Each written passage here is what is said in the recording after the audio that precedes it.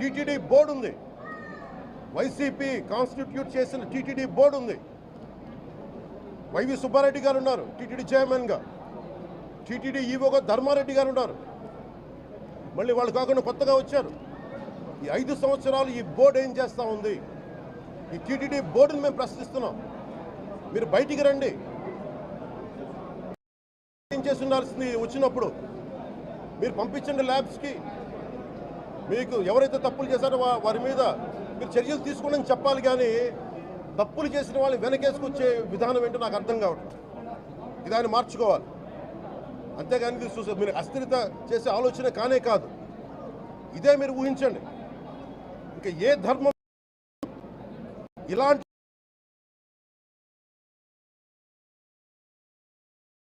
మీద జరిగినా దేశం అల్లకల్లోలం చేసేస్తారు, ప్రపంచం అంతా మాట్లాడతారు, గ్లోబల్ న్యూస్ అయిపోద్ది. కానీ దేశంలో కోట్లాది మంది హిందువులు అపవిత్రమైతే, ఈ ప్రసాదం అపవిత్రమైతే ఒక్కరు కూడా మాట్లాడకూడదు.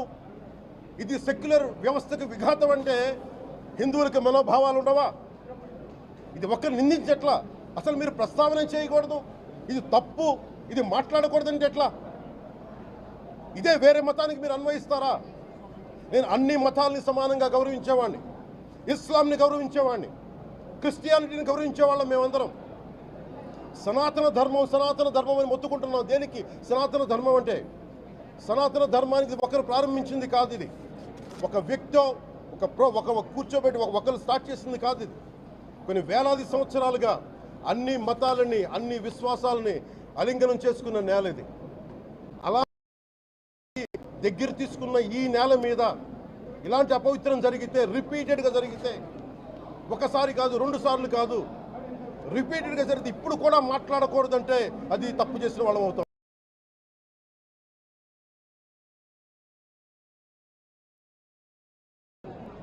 మేము కాదంటలా. టీటీడీ బోర్డు అప్పుడు టీటీడీ బోర్డు బాధ్యత తీసుకోవాలి. పొలిటికల్గా వచ్చి అలంకారప్రాయంగా ఒక్కొక్కళ్ళు వచ్చేసి దర్శనాలకి టికెట్లు ఇవ్వడానికి మీరు బోర్డు మెంబర్స్ అవ్వలేదు. మీరు ఎవరు చైర్మన్ కానీ ఈవో కానీ.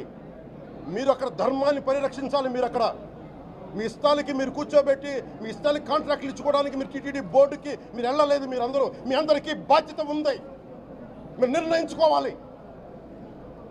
ఎవరికి కోపాలు రావు, ఎవరికి వేదన రాదు, ఎవరికి బాధలు రావంటే కుదరదు. వస్తాయి బాధలు, వేదన ఉంది, మాట్లాడతాం. మర్చిపోకండి ఎవరు.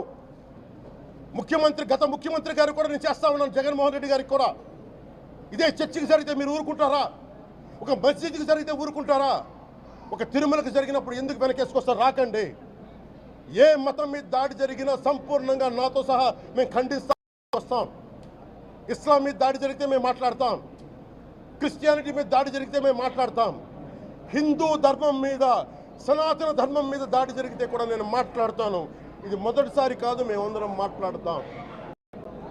ఇది ప్రాథమిక హక్కు. ఇది పరస్పర విశ్వాసాలను గౌరవించుకోవడం చాలా చాలా అవసరం. ఇది అందరికీ తెలియజేస్తున్నాను. ఇది దోషులకి కఠిన శిక్ష పడాలి. అలాగే ముఖ్యమంత్రి గారికి కూడా నేను తెలియజేసుకున్నాను, చంద్రబాబు నాయుడు గారికి కూడా క్యాబినెట్ మీటింగ్ జరగాలి, అసెంబ్లీలో చర్చ జరగాలి.